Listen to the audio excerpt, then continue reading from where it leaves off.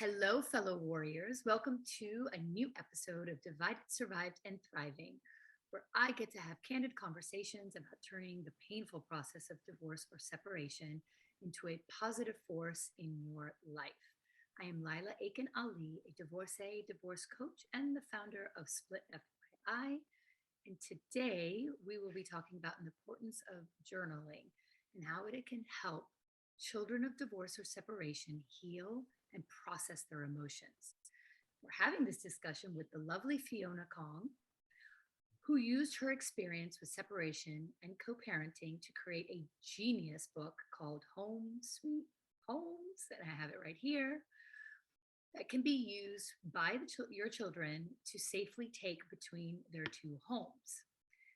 Talk about taking a difficult transition for a family and turning it into a positive experience. I thank you. Welcome, Fiona, to Divided, Survived, and Thriving. I am so happy that you're here. I'm Thank excited to go dive deeper into your story and the genesis of Home Sweet Homes. Okay, thank you so much for that lovely welcome. And I'm thank you for just appreciating the book and having this conversation because I think many people are in a situation after they split and it's like how do you best support your child? There's so much going on. You have to do things for yourself and manage your relationship with your co-parent, right? And then but how do you really help your kid? So that's really, I think I'm really blessed that we are having this conversation. Yes, I completely agree. And in fact, I remember when you reached out to me and I saw what you had created, I was like, oh my God, I wish I had this when I was going through, the early stages of the divorce, especially where you're trying to navigate your own emotions. And then you're sort of projecting and not understanding how maybe your child would feel. And it's a guessing game, right? It's all about, well, I feel this way, maybe they feel this way. And we're sort of projecting our emotions where actually they're their own person and they're having their own emotions and navigating that. Absolutely. So that's a great prelude into, what was that genesis? Why did you create something like this from your experience? Yes. So my son was 2.5 when his dad and I split up. And, it was just this time where, at 2.5, they can't talk yet. And he was going back and forth between homes. And I was like, what is going on? Like it's the day-to-day stuff, when your kid is 2.5, like what are they eating? Is he going to the bathroom? Like some of the as I said, that routine stuff. But then, as he was getting older, he became like, 3.5, and he's becoming verbal. And I was like, but how is he actually feeling? Because there were hard days where I was like, he like, was it just a tough day because of the transition? Was it because of his mood? Like, never really knew. And when he became 4, it was just like, okay, he can talk and he's able to, like give us a better idea. And there was just nothing out there for kids. Like really, when I was looking out there, there's children's books and there's therapy, but there's not a lot really made for kids. So I was like, God, I really want a way to stay in touch, but to like best support him, to know that he's loved. It was all these things that I wanted, but I didn't see anything out there. So I was actually at a dollar store and I saw this little planner and I was like, okay, like something in me was like, all right, I'm gonna get it. It was like this cute little mini planner. And I decided that I would start using it as like a little diary of like writing in what was happening during our day. I asked my son's dad to do the same, and it just became this like back and forth family diary that I loved. And just when my son came back, and he's not able to recall what happened in the past 2 or 3 days, but I could read about like, oh, they went to the park, they ate Chipotle, like whatever. It doesn't even matter, right? You just care about those little Of details, course. right? So that's kind of like what started, after, as soon as like it was the first week, and I was like, oh my gosh, I love this. Mhm. But I wanted more features, and I had actually was laid off that year as well when I started it. So looking for a job, I was like, hey, I think I'm just gonna jump in and do this because if it can help my family, I definitely think others are in the same boat, same situation where they're left wondering and not knowing. And what if they had this tool? So it was 2020 during the pandemic, the summer when I started making it. And that's how it kind of evolved to become, I decided like, what would I want as a child? Mhm. Like, and it's hard because I don't know what it's like going between homes, but I was like, how he feels. Like there's 5 faces every day where he can circle how he feels. And that's a very simple yet telling exercise, right? Like Yeah. he always knows how to circle how he feels, right? And Yeah. over the past year and a half where he's been using it, the benefit of journaling is like it becomes part of his routine. He's prepared to talk about it. Right. So he processes that information, Yeah. and he used to not be a kid that would, was able to communicate that. I think he's less verbal on that side, but now I've just seen this evolution in him where he's in bed, we sit together at night, and he's like, he knows what he's going to circle, and he just tells me. And I want that trust. I want his dad to know. I want, it's like, I think it's important that his dad, I know, and that he knows, right? Like all of us are on the kind of on the same page. And that's what this tool is ultimately for, to get Yeah. everybody on the same page. It allows for, children to also feel safe to communicate amongst their parents. And I think that part of, the angst with children, especially when parents are going through a fight or a divorce or separation, and they're navigating, their world is changing, they're navigating so many changes that are around them, but they don't know what they can and can't say. And so sometimes it feels safer. And I know as an adult, it feels safer to write it down in a book rather than communicate it to someone right away, right? It just feels, or however, if you're drawing it, if you're coloring it, if you're, whatever modality that you're getting it out, it just feels safer. And it's kind of, and what I love about this, first of all, the positive reinforcement is home sweet homes. And it's like the plural of you've got two homes and they're both sweet and they're both there for you and they're both your homes, right? And then you've got this thing, like it's like yours to take between both homes. It's something that you know that you will always have between both homes, Right. right? Yeah. Which I love that. I know it, like he could go in there and, we make it a point to write very encouraging stuff when he does something great. We put stickers in there so that if it's done in my home, then he goes over to dad and he gets to know and stay in touch and say, hey, look what you did. Like I feel like that is so important. I just wanted to touch upon like, what the ultimate goal was because, you know, we all are affected by childhood trauma, right? And it could be in so many shapes and forms, right? I was a child of trauma in the fact, like my parents weren't divorced; they should have been. So I didn't grow up in a happy child in a happy home. Like there was a lot of emotional abuse, some physical, and that's what I carried with me into adulthood.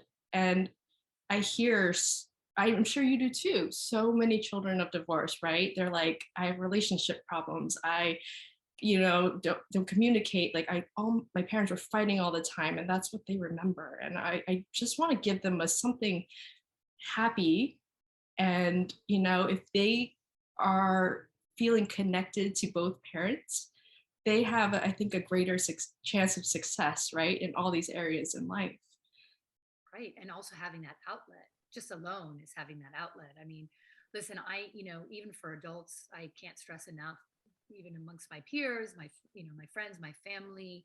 I'm even telling my mother to write in a journal every day, right? Oh, So, I know the importance journaling helped me get through my own divorce, and it helps me every day to conceptualize certain things that I'm feeling or doing. And really, it's learning to trust yourself as well. Now, when you're younger, you do need to feel trust and secure with your parents, right? That's your grounding.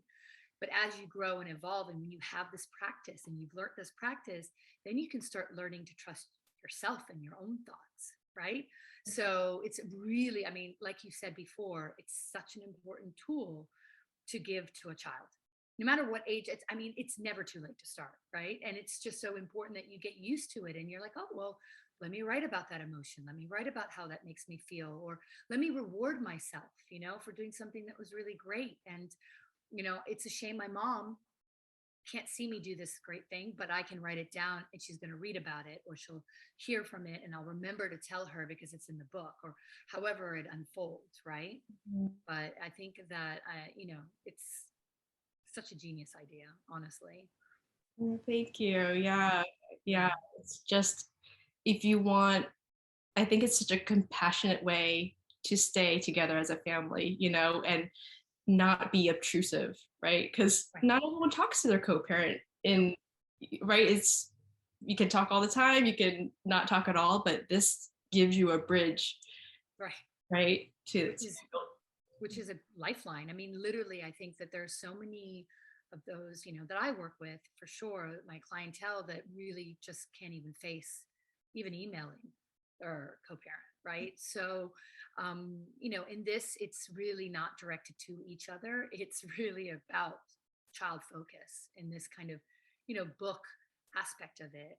And the parent, it's up to the parent of how much involvement they have in a certain sense, right? So really, but it's really for the child, and that's what's the beautiful thing about that. So, exactly. Journaling but is so open-ended, right? Like you could do anything with it. And what I say to parents who feel like that they are so high conflict that they think, if something is written in here about their household that might be triggering to the other, I was like, you don't even have to write about a summary. Like you can just, there are lots of journal prompts where you can write about like, what do you want to be when you grow up? Like what's your, like if you were to invent a toy, what would it be? Like there's yeah, lots of questions that can still keep you connected with your child without actually talking about what's going on in a household. Ideally, like that's what we use it for. hmm, But as I said, journals are so open ended. There's no right or wrong way to do it. You got to do it how it fits, right, for your family.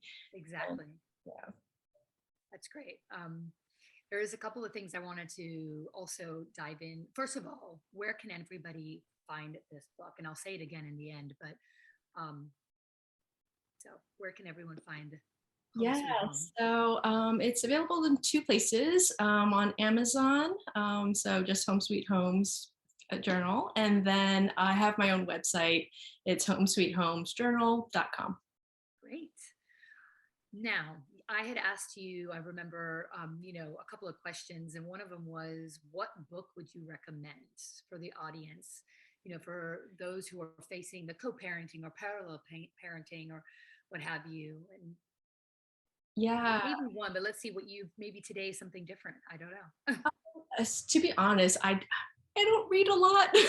because Well, the one that you gave me was The Conscious Parent, which, yes, and I yeah, still feel like that was one of the first books that I actually read post separation, where it was like an aha moment of like, oh my God, like it opened up this world to a new way of thinking, to right.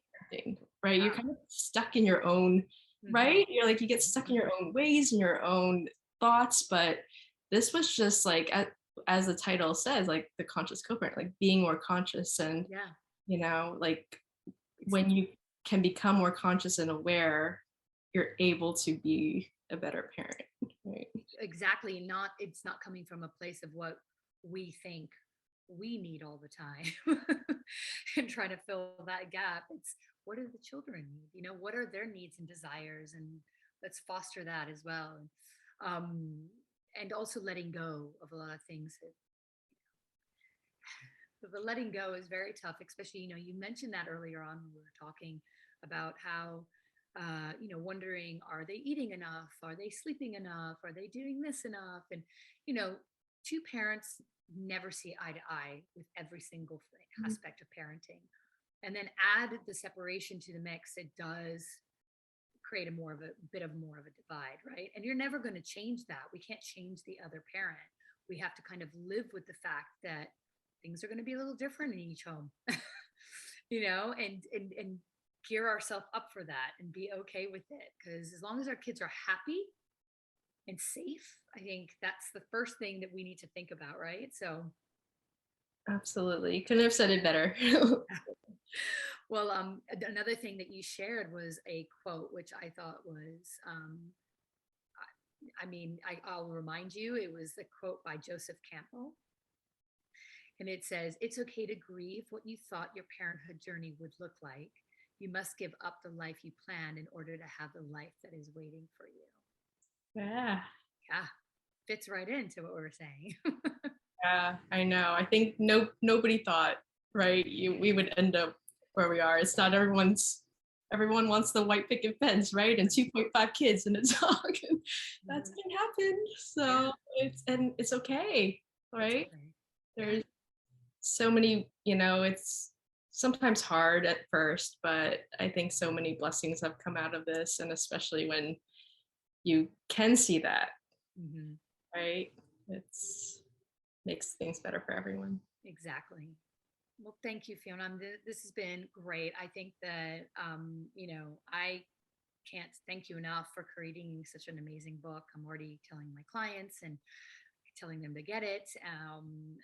It solves for, I think, at any age group. I know this is geared to more younger children, and I know that you have plans to create and evolve the book for different age groups. But right now, I think even at I would say my daughter would love this too. And she's 13, and it's great. You can create it and do it and put stickers and do whatever you want and use. It's really up to you, but it's the sheer fact that you have a book that you can take back and forth with a positive reinforcement to homes, I think is great. And I'm super grateful to have this conversation. Again, thank you and enlightening us with your creative genius. So for more information on you, they can find you on your website. They can order the book on Amazon and your website directly.